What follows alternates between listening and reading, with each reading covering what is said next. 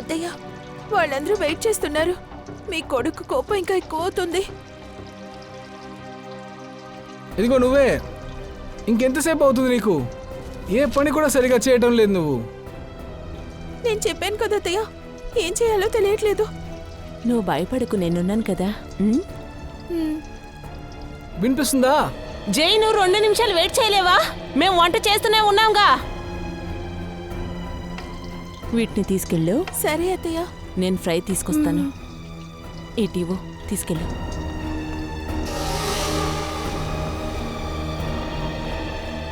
Thank God, ఇవాళ భోజన సమయానికి వచ్చేసింది.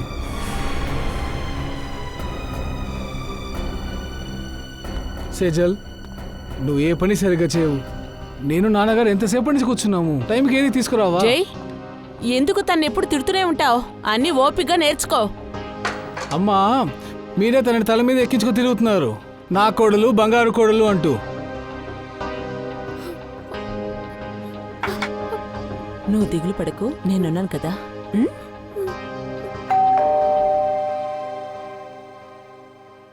ఎవర్రా అది? భోజనం తినేటప్పుడు ఎవర్రా వచ్చేది? సార్, మీకు పార్సల్ వచ్చింది. పార్సల్? అవునండి. ఎవరు పంపించారు? నేనే నలిగిపోయిన పార్సల్ని తీసుకొచ్చాను. ఇందులో నన్నేమో ప్రశ్నలు అడుగుతున్నారు. మేము ఎవరికి అడ్రస్ ఇవ్వలేదు, మరి ఎలా పార్సల్ ఇక్కడికి వస్తుంది? తమ్ముడు, మేము ఇక్కడికి వచ్చి 4-5 రోజులే అయ్యింది. ఎలా పార్సల్ వస్తుంది? అరే, ఆ పార్సల్ మీద ఎవరి పేరు రాశారో చూడు. లేదమ్మా, పంపించిన వాడి పేరు కూడా సరిగ్గా లేదు. అరే, ఈ పార్సల్ పట్టుకోండి. కావాలంటే తీసుకోండి, లేకపోతే పడేయండి, మీ ఇష్టం. ఆ తర్వాత ఇదిగో ఇది పట్టుకోండి, ఇక్కడ సైన్ చేయండి. నాన్న, చాలా తేడా ఏదో ఉంది దీని లోపల.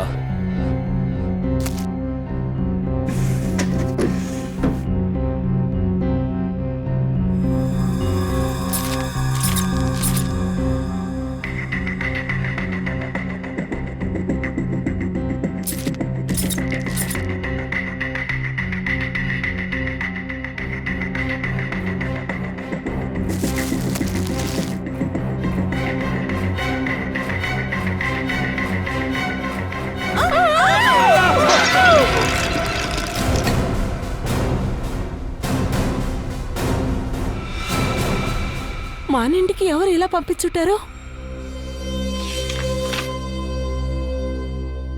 ఇదేదో లెటర్ ఉంది. మీరెంత పెద్ద హంతకులో అన్న విషయాన్ని మీకు తెలియచేయడానికే నేను మీకు ఈ లెటర్ని రాశాను. నిన్నంతా బ్రతికుండగానే మంటలో తోసేయాలి, మీలోకి తుపాకీ తూటాలు దించి నరకానికి పంపించేసేయాలి. నా చేత్తో ఇదంతా చేస్తున్నారే, ఇది చాలా పెద్ద పాపం. అయినా కూడా మీరు చెప్పింది నేను చేసేసాను. దాన్ని ఈ లెటర్తో మీకు పంపిస్తున్నాను, చూసుకోండి.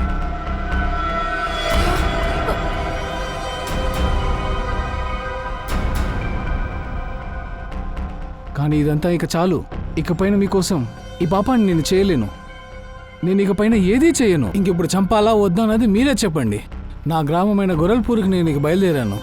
ఇంకెప్పటికీ నేను మిమ్మల్ని కలవదలుచుకోలేదు. మీరు చాలా చాలా ఘోరమైన మనిషి. అంతేకాకుండా నేను ఇకపై మీకు భయపడదలుచుకోలేదు. ఇక మిమ్మల్ని చూడకూడదు అనుకుంటున్న మీ గాయత్రి.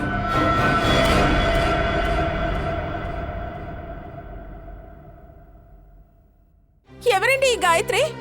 ఇదిగో చూడు సెజల్, నా పైన ఏదో కుట్ర జరుగుతుంది.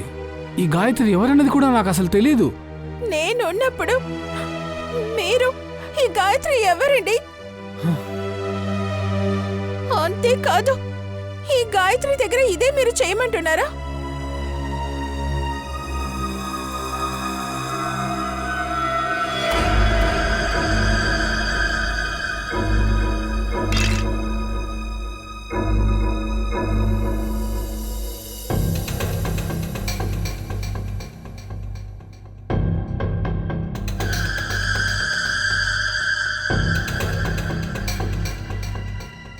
మై గాడ్, నరికేసిన ఒక చిన్న బిడ్డ వేలు సార్.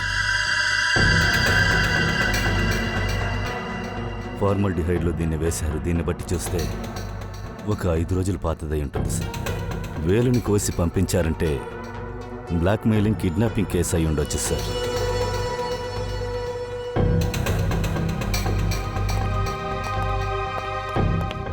మీ ఇంట్లో కానీ మీ చుట్టుపక్కల కానీ చిన్నపిల్లలు ఎవరైనా ఉన్నారా?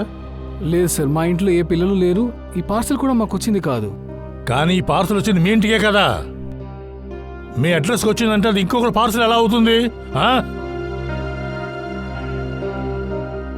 సరే, లెటర్ ఎక్కడుంది? సార్, ఆ లెటర్ ఎవరికైతే రాశారో అతని దగ్గరే ఉంది. సరిపోయింది. నన్ను ఇరికించడమే నీ జీవిత లక్ష్యమా? Sir, letter.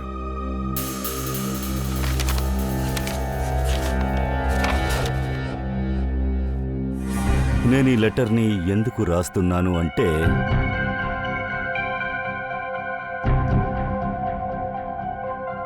మీరు చాలా భయంకరమైన వ్యక్తి. అలాగే మిమ్మల్ని చూసి నేను ఇక భయపడను.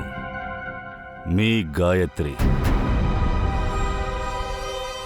సరే, ఈ లెటర్లో అమ్మాయి ఏం మాట్లాడుతోందో మాకు అస్సలు అర్థం కావడంలే. గాయత్రి అంటూ మాకు ఎవరు తెలియదు సార్. సార్, ఎవరికి వెళ్ళి ఈ పార్సిల్ చేరాలో వాళ్ళ పేరు దీని మీద రాసుంది. అయితే ఇప్పుడు అది చదవలేము, చెదిరిపోయింది సార్. అలాగా? అది సరే, అదేమిటో కనిపెట్టేద్దాం. గాయత్రి అనే అమ్మాయి ఒక పసిపిల్ల వేలును కట్ చేసి ఇక్కడికి పంపించింది మీ ఇంటికి. కానీ గాయత్రి ఎవరు అని మీకెవరికి తెలియదు అని చెప్తున్నారు ఏమిటి? ఎందుకంటే మీ అడ్రస్ ఆ అమ్మాయికి ఏమైనా కళలో దొరికిందా ఏమిటి? నేను మీతో చెప్పాను కదా, ఈ ఇల్లును కొనకు అని. ఇప్పుడేమైందో చూడండి. అంటే ఈ ఇల్లు మీరే కొన్నారా? ఎప్పుడు కొన్నారు? సార్, 4 రోజుల క్రితం ఈ ఇంటికి మేము షిఫ్ట్ అయ్యాం. సార్, ఒకవేళ ఆ పార్సల్ ఇంతకు ముందు ఉన్న వాళ్ళదా? ఎవరిక్కడ ఉండేవారు? నా పేరు ధనరాజు. 30 లక్షలు కాదు, నీ ఎందుకు పనికిరాని ఈ మొగుడికి 30 లక్షలు కాదు, 30 పైసలు కూడా ఇవ్వను. ఏమంటున్నారు మీరు? కాస్త ఆలోచించండి. ఇతని ఇంటి అల్లుడు, నాకు మొగుడు. అవును, పెద్ద రాజీనా. ఒకవైపు నాకు ఇష్టం లేకుండా పెళ్లి చేసుకొని ఇంటి అల్లుడుగా తీసుకొచ్చి నిలబెట్టావు. చాలు నాన్న, కాస్త ఊరికే ఉండండి. దీన్నంతా పట్టించుకోకండి. ముందే మీకు బీపీ ఎక్కువగా ఉంది. ఇదిగో మోనికా, ముందు మీ ఇద్దరూ బయలుదేరండి. మేము లోపలికి రావచ్చా? మీరెవరు? మేము సిఐడీస్. సిఐడి? ఎస్. చెప్పండి. మీ పాతింటిని మిస్టర్ జయంత్ అనే వ్యక్తికి మీరు అమ్మారు కదా, అక్కడికో పార్సల్ వచ్చింది. దాని గురించి కొంచెం విచారించాలి. ఓరే దేవుడా! వేలు. వేళ్ళ? ఏంటి చిన్న పిల్ల వేళ్ళ? అవును, దాంతో పాటు ఒక లెటర్ కూడా ఉంది. ఎవరో గాయత్రి అంటే ఈ లెటర్ రాసింది.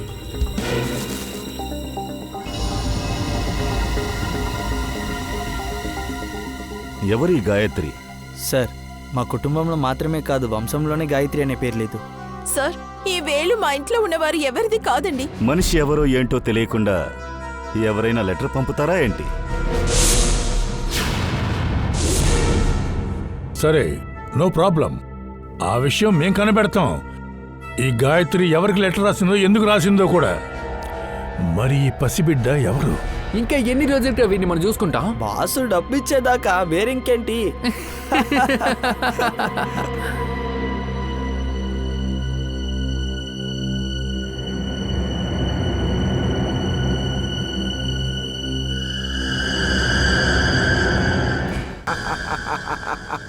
ఏం చెప్పమంటారు? తెగిన వేలును చూసి ఈయన బాగా కన్ఫ్యూజ్ అయిపోయినట్టున్నాడు. కన్ఫ్యూజ్ అయిపోయినా?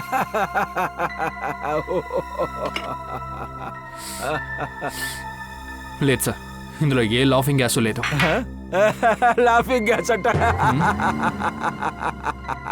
లాఫింగ్ గ్యాస్ అంట. మాకు ఒక విషయం చెప్తే చాలు. గాయత్రి అనే ఆవిడ ఒక పసిబిడ్డ వేలును కోసేస్తే అది మీకు వెటకారంగా వేళాకాలంగా ఉందా? ఎందుకంటే 5 రోజుల క్రితమే ఈ వేలును కోసేశారు. ఎందుకంటే ఈ వేలు ఇంకా కుళ్ళిపోలేదు అని చెప్పావు కదా. అంతా సరే గాని ఇది ఇది ఫార్మల్ డిఎడ్ని వదిలేశారే. ఫార్మాలిటీలు ఏమిటి? ఏంటా చూడు, ఈ ఫార్మల్ డిఎడ్ గురించి చదవండి. ఏమిటి? ఈ ఫార్మల్ డిహైడ్ సొల్యూషన్ 6 సంవత్సరాల క్రితందా? 6 సంవత్సరాల? ఏయ్ పంకజ్ ఏమైంది నీకు? ఫార్మాలిటీహైడ్ విన్ని మార్చేసింది అనుకుంటాను. సార్ ఇప్పుడే నరికిన వేలి మీద ఉండే ఫార్మాలిటీహైడ్ వాడు వాసన చూశాడు. సాలు సార్ వాసన చూసేశాడు. వారు నవ్వుతూనే ఉన్నారు. పంకజ్ వాసన చూశాడు, వాడు ఇలానే అప్పుడు నువ్వు కూడా వాసన చూడు. నేనా? కాదు సార్, నా భార్య చెప్పింది ఇలా నవ్వడం తప్పని. అయితే అలా కాకపోతే ఇంకేంటి? నాకు తెలియక అడుగుతాను, ఆ గాయత్రి దగ్గర 5-6 సంవత్సరాల క్రితం ఉన్న ఫార్మాలిటీహైడ్ ఉండుండొచ్చు, అందులో ఈ వేలు దాచి ఉండొచ్చు. ఏ మాట్లాడవే? అది వచ్చి అదేంటంటే ఏంటి ఏంటి ఈ సొల్యూషన్ 6 సంవత్సరాల క్రితం ఉంది కాబట్టి వేలు కూడా పాతది అయిపోతుందా? ఇలా చూడండి బాస్, గాయత్రి రాసిందని ఒక లెటర్ ఇచ్చారు కదా, ఆ ఉత్తరంలో ఉన్న అక్షరాలను చూశారంటే, ఇంకుని బాగా దగ్గరగా చూశారంటే తెలిసిపోతుంది. రండి. సరిపోయింది. ఇప్పుడు మన సారు చీమలాగా మారిపోబోతున్నారు. ఎలా? ఏదైనా మందు దాగే చీమైపోతారా? అవును, అతను చీమలాగా మారితేనే కదా పేపర్లోకి దూరిపోగలడు. ఇదిగో చూడండి ఏమంటావ్? బాస్, రా. ఇదే క్రోమటోగ్రాఫ్. లైట్ అక్కడి నుంచి వస్తుంది, ఆ తర్వాత గ్రిడ్ మీద పడుతుంది. ఇది ఒక విశేషమైన గ్రిడ్. ఇందులో నుంచి లైట్ స్పెక్ట్రమ్ తయారవుతుంది, 7 రంగులుగా విడిపోతుంది. ఆ తర్వాత ఈ ఫిల్టర్ మీద పడుతుంది. ఇది విశేషమైన ఫిల్టర్. దీని లోపల దూరి ఒక కొత్త విధమైన లైట్ గా మారి వెనకాలన్న ఈ పేపర్ మీద పడుతుంది. తర్వాత ఆ లైట్ ఈ లెటర్ మీద ఉన్న ఇంక్ బ్రెయిన్ మీద పడి లోపల దూరి ఆ లైట్ సహాయంతో రాసుకోవటం ఏర్పడి దాని మూలంగా ఒక విధమైన వేడిని ఏర్పరిచి అందులో ఉండే వెలుతురు ఆ పేపర్ మీద పడుతుంది. ఆ తర్వాత ఇది వెనకాలన్న కంప్యూటర్కి కనెక్ట్ అయింది. ఈ రేకుల మీద పడే రసాయన మార్పులను బట్టి ఈ లెటర్ ఎంత పాతదని కనిపెడుతుంది.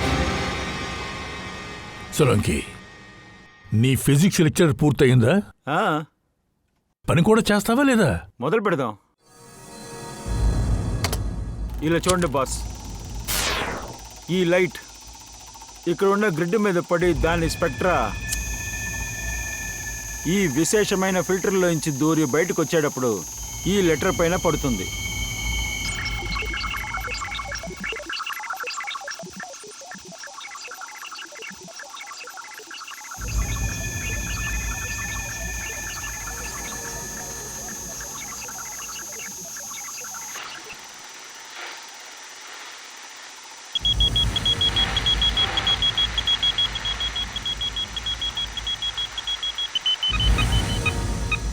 ఆరు సంవత్సరాలు బాస్, ఈ లెటర్ గాయత్రి 6 సంవత్సరాల ముందు పంపించింది.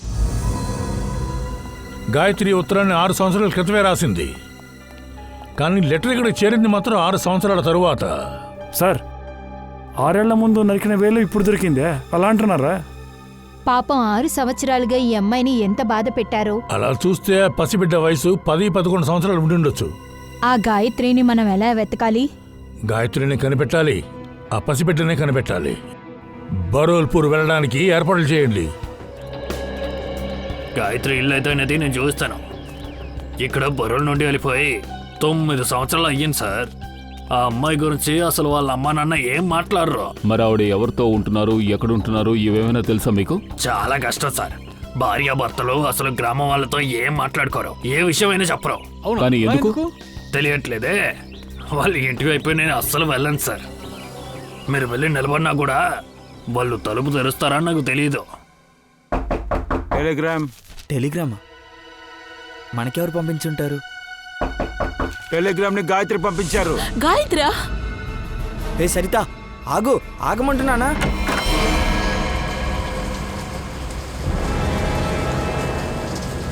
ఎవరండి మీరంతా? మేము సిఐడీస్. సిఐడీసా?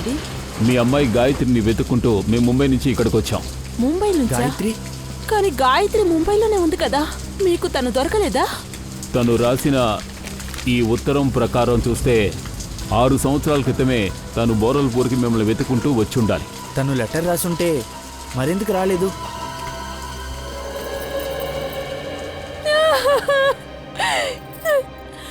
నా కూతురు ఎక్కడికి వెళ్ళింది?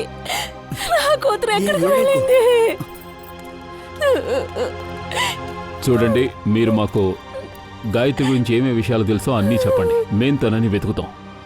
ఒకవేళ తను ఏమైనా ఇబ్బందులో ఉండొచ్చు. తను ముంబైలో ఎక్కడుండేది? తెలీదు సార్. గాయత్రి చాలా సంవత్సరాలకు ముందే ఇక్కడి నుంచి పారిపోయింది. తను ఎక్కడ ఉందనిసే మాకు అసలు తెలీదు. సడన్ గా వాళ్ళకి ఒకసారి ఫోన్ చేసింది. ముంబైలో ఎవరినో పెళ్లి చేసుకుని చెప్పింది. ఈ ఊళ్ళో అందరి ముందు మమ్మల్ని అవమానం చేసి వెళ్ళిపోయింది. ఈ విషయం ఎప్పుడు జరిగింది? ఇంచుమించు 7 సంవత్సరాల ముందు ఉంటుంది. ఆ తరువాత తనతో మీకు ఎటువంటి సంబంధం లేదా? ఓ రోజు తను ఫోన్ చేసింది. తను ఒక పెద్ద సమస్యలో చిక్కుకున్నానని తను చెప్పింది. కానీ సార్, మేము ఇక్కడ కూర్చొని ఏం చెయ్యాలి? ఎలాంటి సమస్య? తెలియలేదే. ముందే మీ మాటని మేము వినుండాలి. నేను తప్పు చేసేసానని చెప్పింది. ఈ లెటర్లో ఎవరి గురించి రాసిందో అతని వల్లే తనకు ఆ పరిస్థితి వచ్చి ఉంటుంది. ఏ నంబర్ నుంచి తను మీకు ఫోన్ చేస్తుంటుంది? ఏదో పక్కనున్న కొట్టు నుంచి చేసేది. తర్వాత అది కూడా ఆగిపోయింది సార్. ఉన్నట్టుండి తను ఫోన్ చేయడం ఎందుకు ఆపేసిందని మీరు తెలుసుకోవడానికి ప్రయత్నించలేదా? సార్, మేము చాలాసార్లు ఫోన్ చేశాం. ఆ కొట్టువాడు ఏం చెప్పాడంటే, వాళ్ళు ఇప్పుడంతా ఇక్కడికి రారు, వాళ్ళు ఇల్లు ఖాళీ చేసుకుని వెళ్ళిపోయారని చెప్పారు. అయితే మీరు తన్ని వెతకడానికి ప్రయత్నించలేదా? లేదు మేడం. సరే, గాయత్రి వాళ్ళ హస్బెండ్ గురించి మీకు ఏదైనా తెలుసా? మాకు అసలేం తెలీదు సార్. సరే, గాయత్రికి ఒక అబ్బాయి ఉండేవాడు కదా?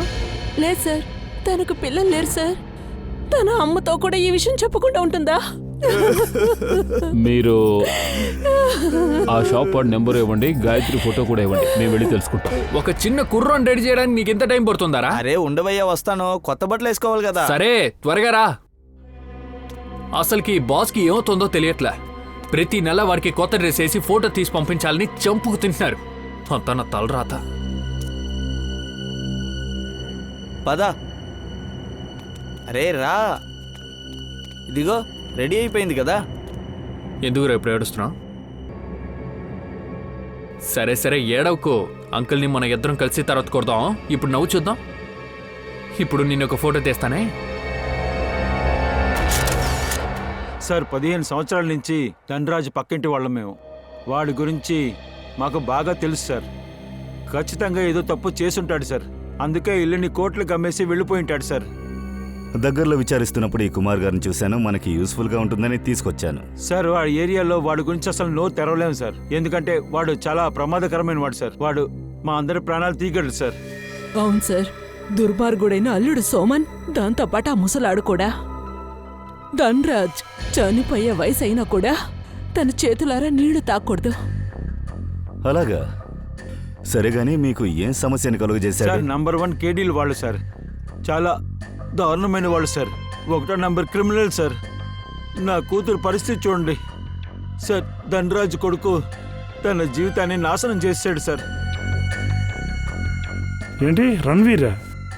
లేదు సార్, రణ్వీర్ గురించి మేమేం చెప్పలేదు సార్. తన చిన్న కొడుకు ఆమన్ గురించి చెప్తూ ఉంటుంది సార్. ఒక్క నిమిషం.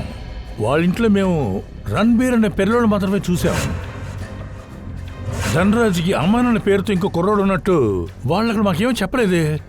సో వాళ్ళు మీ దగ్గర నిజం చెప్పలేదు. అమన్ మంచోడు కాదు సార్. వాడు నన్ను పెళ్లి చేసుకుంటానన్నాడు, కానీ ముందే నన్ను వదిలిపెట్టి వెళ్ళిపోయాడు. ఎక్కడికి వెళ్ళాడో తెలియదు. ఈ ధనరాజు వాళ్ళ కుటుంబస్తులు చాలా దారుణంగా ఉన్నారు. పూర్వి, గాయత్రి ఫోటో చూపించు. సార్, వాళ్ళ కుటుంబంలో ఈ అమ్మాయిని చూసారా? ఈవిడే గాయత్రి. లేదు, ఇంకా చూడలేదు. వాళ్ళ కుటుంబంలో చిన్నపిల్లలున్నారా? లేదు సార్, ఏ పిల్లలు మేము చూడలేదే. అభిజిత్, ఈ అమ్మన్ కొంచెం తేడాగా కనిపిస్తున్నాడే. అమ్మన్ గురించి మీరు ఇంకేమైనా విషయాలు చెప్పగలరా? తెలుసు సార్.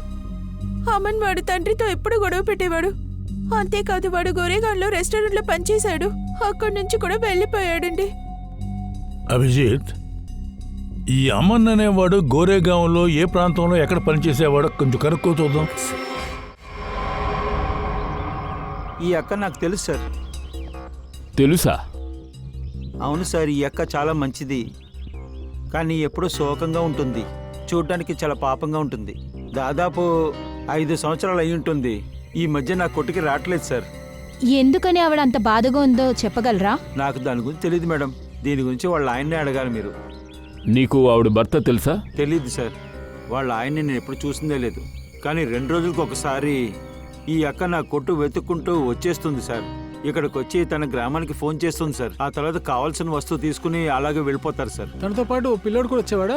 5-6 సంవత్సరాలు ఉండొచ్చు. లేదు సార్, నేను తనతో ఏ బిడ్డని చూడలేదు సార్. సరే, ఇంతకీ ఈవిడ ఎక్కడ ఉండేవారు? సార్, వాళ్ళ ఇల్లు ఎక్కడని నాకు తెలుసుంటే తనకి అప్పుగా ఇచ్చిన 2000 రూపాయలు వసూలు చేసుకునేవాడిని కదా సార్. సార్, ఈ గాయత్రి ప్రతి 2-3 రోజులకు ఒకసారి ఇక్కడ ఫోన్ చేయడానికి వచ్చేదంటే తను ఇక్కడే పక్కన ఎక్కడో ఉంటూ ఉండాలి. ఆ సినిమా ఎంత బోర్ కొట్టిందంటే నేను వెళ్ళిన వెంటనే నిద్రపోయాను. ఏంటమ్మా చెప్తున్నావు? అంత చెత్తగా ఉంది ఈ సినిమా. బ్రదర్, మిమ్మల్ని ఈ ఫోటో ఒకసారి చూడండి. ఈవిడ మీకు తెలుసా? సార్, వేరే ఎవరినైనా వెళ్ళి అడగొచ్చు కదా. మేము ఎంత బిజీగా మాట్లాడుకుంటున్నాం. ఏంటన్నా ఒక్క నిమిషం ఫోటో చూడడంలో ఏమైపోతారు? ఖచ్చితంగా చెప్పాల్సిన అవసరం ఉందా ఏంటి? అవసరం అనుకోవచ్చు, సహాయం అని అనుకోవచ్చు. ఒకసారి ఫోటో చూసి చెప్పండి. మేము సిఐడీస్. అవును, సిఐడి నుంచి. ఇది ఎవరో కొంచెం చూసి చెప్పగలరా? ఏంటి ఈవిడా? ఇది అదే కదా సార్. దీనివల్ల నేను చాలా దెబ్బలు తిన్నాను సార్. వీళ్ళ గురించి నేను మీకు ఏమీ చెప్పను, అసలేం చెప్పను. హలో బ్రదర్, ఆగండి. అయ్యో, గాయత్రిని నా మీరు వెతుక్కుంటూ వచ్చింది. ఇందులో నవ్వడానికి ఏముంది? అదేం కాదు మ్యామ్. గాయత్రి గురించి విచారణ చేయడానికి మొదలెడితే అందరూ ఒక పక్క పరిగెడతారు మ్యామ్. అయ్యో సార్, ఆ అమ్మాయి చాలా ఘోరం చెప్తున్నాను కదా సార్. రౌడీయే తనని చూసుకుంది. అది మాత్రం కాదు సార్, ఆ అమ్మాయిని అంత త్వరగా చూడడానికి కుదరదు సార్. మాట్లాడడానికి కూడా కుదరదు. ఆవిడ ఎక్కడుండేవారు? ఆవిడింట్లో ఇప్పుడు ఎవరు లేరు. 5 ఏళ్ల నుంచి అలాగే ఉంది సార్. తెలీదు వాళ్ళు ఎక్కడికి వెళ్ళిపోయారని. ఆ విషయం మేము తెలుసుకుంటాం. వాళ్ళ ఇల్లు ఎక్కడుందో చూపించండి. అదిగో అక్కడ ఉంది కదా, అదే గాయత్రి ఇల్లు.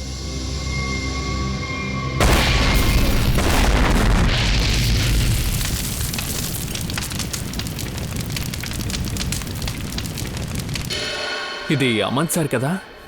చాలా సంవత్సరాల క్రితం మేనేజర్గా ఉండేవారు. చాలా స్ట్రిక్ట్ సార్. ఒక్క సెకండ్ కూడా అసలు కూర్చొనివ్వరు. అలాగా? సరే సరే. ఆయన గురించి వేరే ఏదైనా మాకు చెప్పగలవా? సార్, అతనికి ఆయన తండ్రికి అసలు పడదని నేను విన్నాను సార్. అందువల్ల ఆయన అంత ధనవంతులైనప్పటికీ కూడా ఇక్కడ పనిచేసేవారు. ఆ తర్వాత ఒక అమ్మాయితో ఆయన పెళ్లి చేసుకున్నారు. ఆ తర్వాత ఇక్కడి నుంచి బయలుదేరి బెంగళూరుకి వెళ్ళిపోయారు సార్. ఇంకా తర్వాత ఏంటి సార్? సుమారు ఒక 6 సంవత్సరాలకి ముందు ఒక కార్ యాక్సిడెంట్లో ఆయన భార్య, ఆయన కొడుకు అందరూ చనిపోయారు సార్. ముగ్గురు చనిపోయారా సార్? నేను అదే సార్ విన్నాను. వారి భార్య పేరు గాయత్రినా ఏంటి? సార్, గాయత్రి కాదు సార్, ఇంకేదో పేరు. ముందంతా గుర్తుండేది, ఇప్పుడు అసలు గుర్తులేదు సార్. వాళ్ళకు ఒక పిల్లాడు ఉన్నట్టు చెప్పారు కదా? సార్, యాక్సిడెంట్ అయ్యేటప్పుడు ఆ కుర్రోడికి ఒక 5-6 ఏళ్ళు ఉంటుంది. Thank you very okay much. Sir. ఈ వేలు 5-6 ఏళ్లకు ముందు కట్ చేశారు. అప్పుడు ఆ బిడ్డ వయసు 5-6 ఏళ్ళు ఉంటుంది. అమన్ బిడ్డకు కూడా 5-6 ఏళ్ల ముందే యాక్సిడెంట్ జరిగింది. ఆ లెటర్ని కూడా 5-6 ఏళ్ల ముందే రాశారు.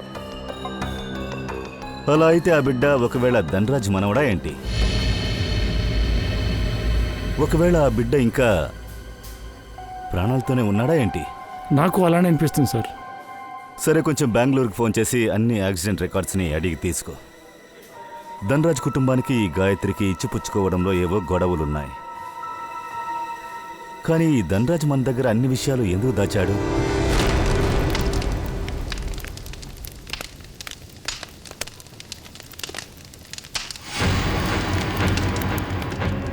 భయంకరమైన టైమింగ్. మనం గాయత్రి ఇంట్లోకి వెళదాం అనుకున్నాం.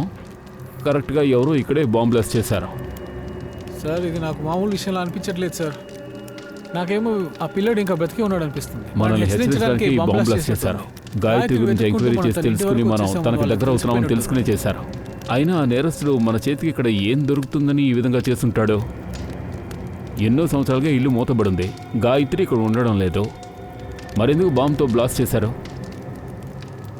సరే, బాగా వెతకండి, ఏమైనా ఎవిడెన్స్ దొరకవచ్చు.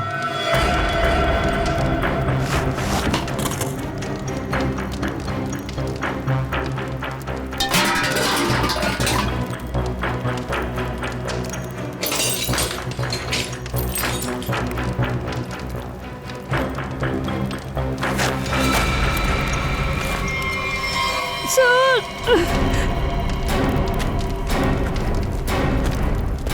ఆ? సార్ ఇక్కడ చూడండి.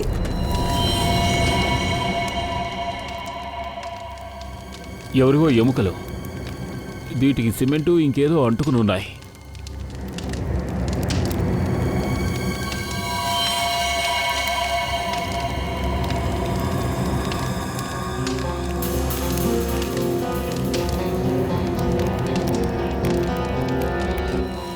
ఇన్ని ఎముకల ఎవరి శవాన్నో ఇక్కడ దాచిపెట్టినట్టున్నారు.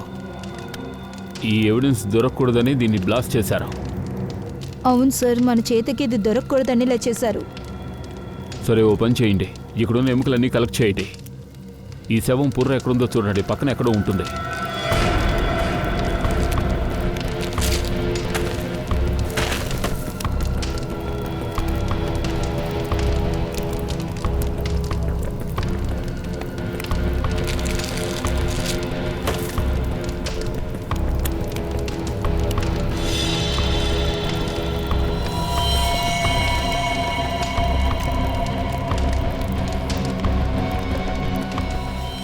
ఇదిగో చూడండి, పుర్రె దొరికింది. అంటే ఇక్కడ ఏదో ఒక శవాన్ని దాచిపెట్టినట్టున్నారు. ఎవరిదై ఉంటుంది? ఆల్రెడీ వీళ్ళు శవాన్ని మొత్తం అంతం చేసినా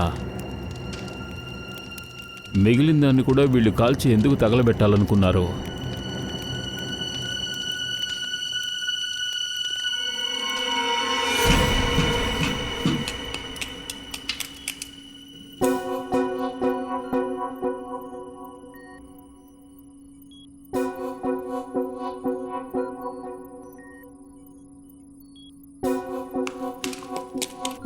సోలంకి, ఒక్కొక్క ఎముక ఏరుకుంటూ ఉండు. మేము శిలల్లోకి ఇక్కడే నిలబడతామే. అదే ఎప్పుడు ఇక్కడే ఉండి నా ప్రాణాలు తీస్తున్నారు కదా. ఆ ఎముకలు ఎవరియో చెప్పవయ్యా. ఈ ఎముకల గూడు ఒక అమ్మాయిది. సార్, గాయత్రి ఇంట్లో ఒక అస్థిపంజరమా? ఒకవేళ ఇది గాయత్రి అస్థిపంజరమా? గాయత్రియో కాదో అని నాకు తెలియదు. ఈ పుర్ర మీద మనం మొహం గీస్తేనే దాని విషయం తెలుస్తుంది. దాంతో నేను ఒక విషయం చెప్పనా? ఈ ఎముకల గూడు 30 ఏళ్ళు నిండిన ఒక అమ్మాయిది. ఎందుకంటే ఈ ఎముకల గూడు డెన్సిటీ మారనే లేదు. 30 సంవత్సరాల తర్వాతే అమ్మాయిలకి డెన్సిటీ మారుతుంది. సరే డాక్టర్ సెలోన్కే, ఈ స్కల్కి ఏ ఫేస్ మ్యాచ్ అవుతుందో మనం చూద్దామా? ధారాళంగా.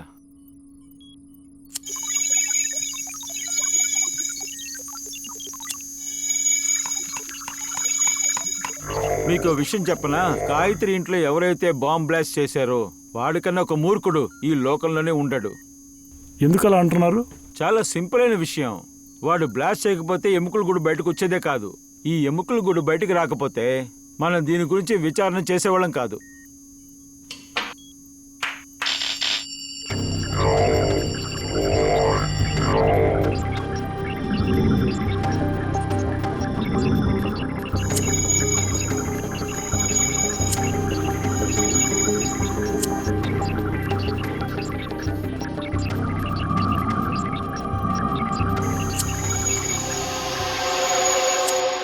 ఆ తర్వాత దీనికి కాసేపు పడుతుంది బాస్. కంప్యూటర్ ఒక్కొక్క విషయం మెల్లగా ఆలోచించే చేస్తుంది. ఫేస్ మారకూడదు కదా, అందుకని.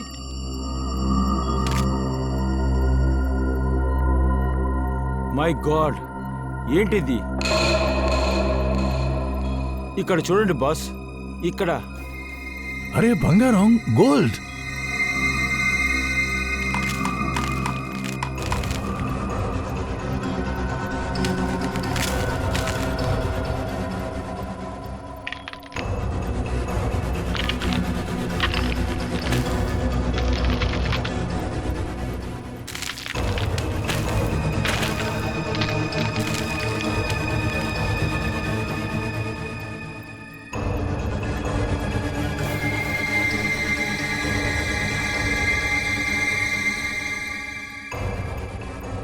ఇలా చూడండి బాస్.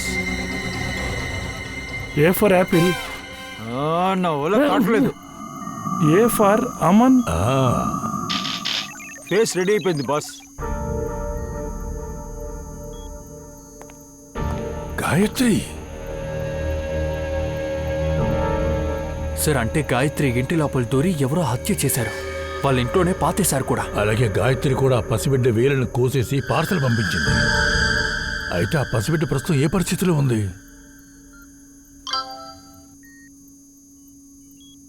సార్, ఆ?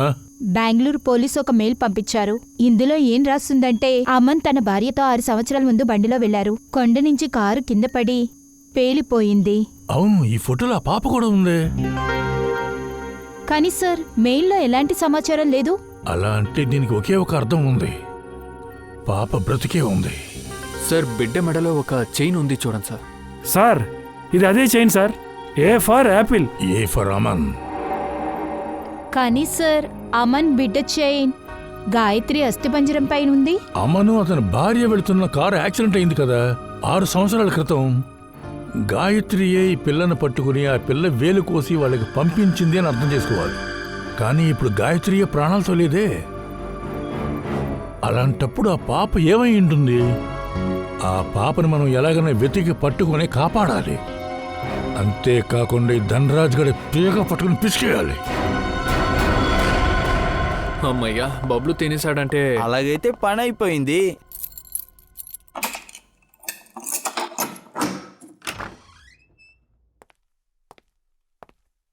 రే బుజ్జి, ఇదిగో తిను.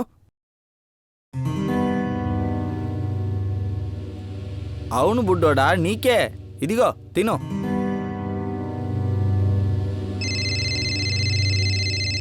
బాసు. బాస్, బయలుదేరుతున్నాం బాస్. బాస్, మీరు చెప్పిన పని పూర్తి చేస్తాను. సరే పదా, వెళ్దాం పదా.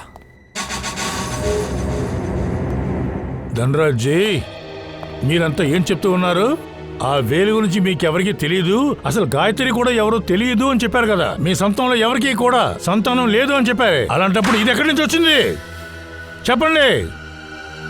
అబద్ధాలపైన అబద్ధాలు చెప్పారు. ఆ వేలు ఏ పిల్లాడిదో మీకు బాగా తెలుసు. అలాగే గాయత్రి అడ్రస్ తప్పుగా రాయలేదని కూడా మీకు తెలుసు. అమన్ అనే పేరుతో మీకు ఇంకో అబ్బాయి ఉన్నాడన్న విషయం చెప్పాలనిపించలేదా? అతనికి 5-6 ఏళ్ల అబ్బాయి ఉన్నాడు. ఎందుకు? సార్, ముందు ఆ వేళ్ళని చూసినప్పుడు అది నా మనవడిదని అలాగే నాకు అనిపించింది. ఎలాగైనా కాపాడండి సార్, ఎలాగైనా కాపాడండి సార్, ప్లీజ్ కాపాడండి. వాడు దాదాపు 6 సంవత్సరాలుగా ఎవరో వాడిని కిడ్నాప్ చేశారు సార్. నేను వాడికి డబ్బు ఇచ్చేంత వరకు నేను ప్రాణాలతో ఉంచుతానని చెప్పాడు సార్. ఈ విషయాన్ని నేను ఎవరికైనా చెప్తే బబులుని చంపేస్తానని నన్ను అలా బెదిరించాడు సార్. నానా, అమ్మన్ కొడుకు ఇంకా బతికే ఉన్నారా? మా దగ్గర కూడా చెప్పలేదు. నేను వాడితో అప్పుడప్పుడు గొడవ పడతాను. ఇందులో నాకు ఇష్టం లేకుండా వాడు పెళ్లి చేసుకున్నాడు. కానీ 5 సంవత్సరాల తర్వాత వాడి దగ్గర నుంచి నాకు ఫోన్ వచ్చింది. నన్ను వాడు క్షమాపణ అడిగాడు. ఆ తర్వాత నేను ఎవరికీ తెలియకుండా బెంగళూరు వెళ్ళొచ్చాను. నా మనవడు బబ్లుని గట్టిగా పట్టుకున్నాను. మళ్ళీ తిరిగి ఇంటికి వచ్చాయని చెప్పి నేను వచ్చేసాను. నాకేం తెలుసు వాడు తిరిగి వచ్చేటప్పుడు యాక్సిడెంట్ అవుతుందని అస్సలు అనుకోలేదు. కానీ బబ్లు యాక్సిడెంట్లో తప్పించుకున్నాడు కదా? ఆ యాక్సిడెంట్లో బబులు చనిపోయాడు అలాగని అనుకున్నాను. కానీ ఒకరోజు ఎవరో ఒకరు నాకు ఫోన్ చేశారు. వాడు బబ్లు నాతో ఫోన్లో మాట్లాడించి ఏం చెప్పాడంటే, ప్రతి నెల 10 లక్షలు వాడికి నేను ఇచ్చేంత వరకు బబ్లు ప్రాణాలతో ఉంటాడట. ఎలా అతను బబ్లుని ప్రాణాలతో వదిలేసి ఉండవచ్చని అనుకుంటున్నారు సార్? ప్రతి నెల నాకు బబ్లు ఫోటోని పంపిస్తూ ఉంటాడు. ఒక నిమిషం, ఇదిగో చూడండి సార్.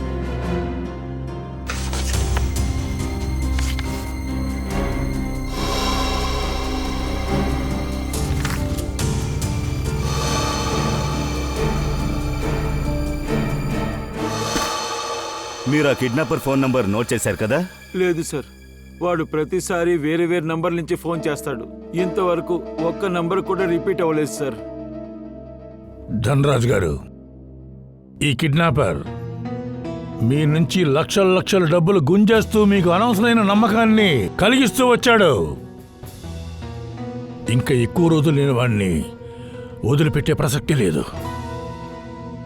వాడి ఆట నేను ముగిస్తాను.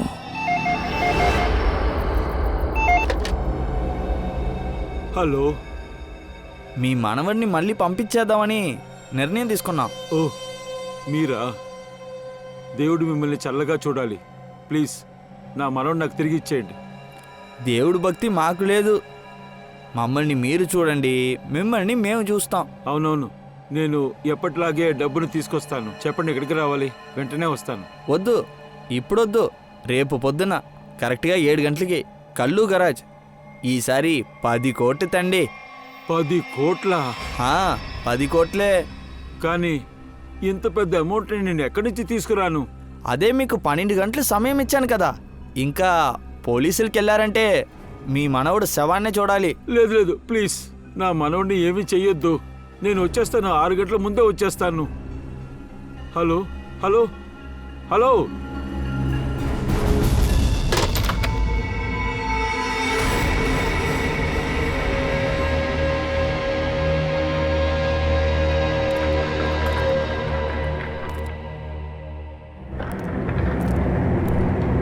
కల్లు గ్యారేజ్నే చెప్పాడు కదా, కానీ ఇక్కడ ఎవరు లేరే. హలో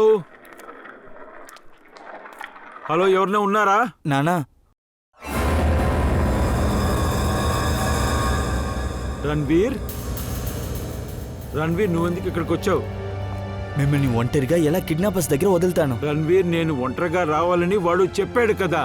ఒకవేళ వాడు నిన్ను చూస్తాడంటే అప్పుడు బబ్లుని ఏమైనా చేయగలడు. వెళ్ళిపో, పరిగెత్తు.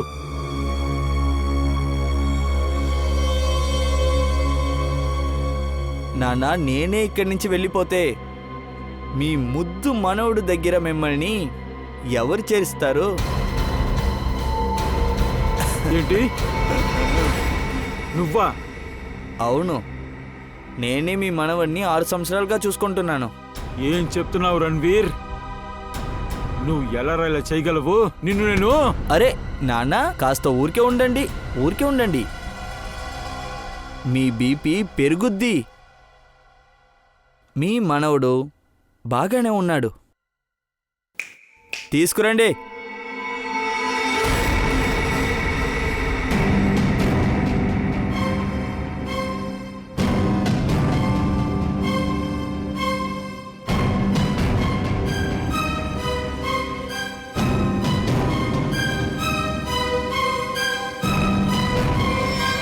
బబ్లు,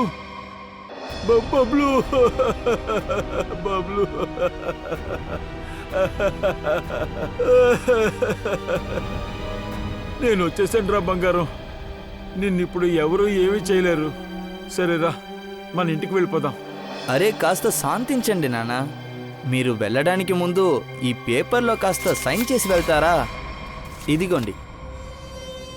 ఇది ఎందుకంటే ఇవన్నీ జరిగిన తర్వాత మన ఇద్దరం కలిసి ఉండలేము కదా. అందువల్ల మీ ఇంటిని, ఫ్యాక్టరీని నా పేరు మీద రాసియండి. తర్వాత వెళ్ళండి. నీలాంటి నమ్మక ద్రోహికి నా ఆస్తిలో ఒక్క భాగం కూడా నీకు ఇవ్వను. ఇస్తారు నాన్న, మీరు ఇస్తారు. మీ మనవడిని చూడకుండానే నాకు ఎన్నో కోట్లు ఇచ్చారు కదా. చూసిన తర్వాత ఎలా ఇవ్వకుండా ఉంటారు? అస్సలు ఇవ్వను. నీకు నేను 1 రూపాయి కూడా ఇవ్వను. అలాగా? చూద్దాం. ఏం చేస్తావు? బాగా ఆలోచించండి. మూసుకొని సైన్ చేయరా ముసలోడా. ఇంకో ఛాన్స్ మాత్రం ఇవ్వను.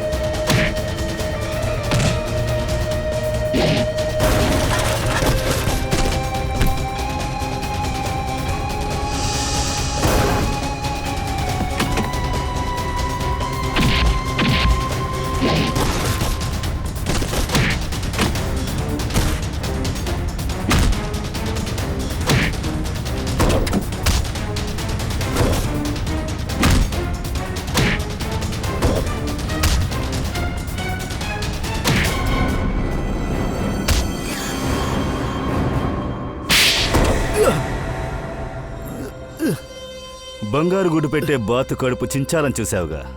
బంగారు గుడ్లన్నీ ఒకేసారి కావాలి. ధనరాజు గారికి ఫోన్ చేసి ఇక్కడికి రమ్మని చెప్పడమే నువ్వు చేసిన పెద్ద తప్పు. ఈ గాడిదకే గాయత్రి లెటర్ రాసింది. తను వీడిని పెళ్లి చేసుకున్నారు. చెప్పరా రే, ఎందుకు ఇలా చేసావు? ఇతనికి పిల్లలే పుట్టలేదు, అందువల్ల నన్ను దత్తు తీసుకున్నాడు. కానీ అమ్మని పుట్టిన తర్వాత నేను ఇతనికి భారం అయిపోయాను. రణ్వీర్, నేను ఎప్పుడూ అమ్మనికి నిన్ను తక్కువగా చేసి చూడలేదు బాబు. అబద్ధం ఆడకు. అమ్మని ఇతనికి ఇష్టం లేని పెళ్లి చేసుకున్నాడు, అందువల్ల ఇంటి నుంచి పారిపోయాడు. దాని తర్వాతైనా నాకు మొత్తం అధికారం వస్తుందనుకున్నాను, కానీ లేదు. వారితో మంచిగా మాట్లాడేశారు. అందుకని అమ్మని యాక్సిడెంట్ చేయించి చంపేశావు. కానీ ఆ యాక్సిడెంట్లో అమన్ కొడుకు సంగీత్ బతికిపోయాడు. అది పర్వాలేదు. ఈ కుర్రాడిని చూపించి కొంచెం కొంచెంగా డబ్బులు లాగేద్దాం అనుకున్నాను. వీడిని అడుక్కునే వాళ్ళ చేయాలనుకున్నా. కానీ గాయత్రి నీ భార్య కదా, తన్నెందుకు చంపావు? సార్, అంకిత్ నాకు ఇష్టం వచ్చినట్టుగా నడుచుకుంటాడనుకున్నా, కానీ లేదు. వీడి మీద జాలి చూపించింది. తనని చంపేస్తానని బెదిరించిన తర్వాతే వీడి వేడిని నరికింది. తర్వాత నన్ను బెదిరించింది. అంకిత్ని మర్యాదగా వదిలే, లేకపోతే నీ రహస్యాన్ని బయట పెడతానంది. బెదిరించింది, నన్ను బెదిరించింది. అందుకే తనని కూడా చంపేసి వాళ్ళింటోనే పూడ్చిపెట్టావు. నాకు సులభంగా దొరికే డబ్బుకి మధ్యలో తిని రాకూడదనుకున్నాను. అది చెడిపోకూడదనుకున్నా. సమస్య వస్తుంది కదా రణ్వీర్. నేరాలు జరగకుండా అడ్డుకోవడానికి, నేరస్తుల్ని చట్టం ముందు నిలబెట్టడానికే సిఐడి ఉంది. ముగ్గురిని భయంకరంగా చంపావు. ఒక చిన్న పిల్లాడిని కిడ్నాప్ చేసి 6 ఏళ్ల పాటు టార్చర్ చేశావు. ఖచ్చితంగా నీకు ఉరి శిక్ష పడుతుంది.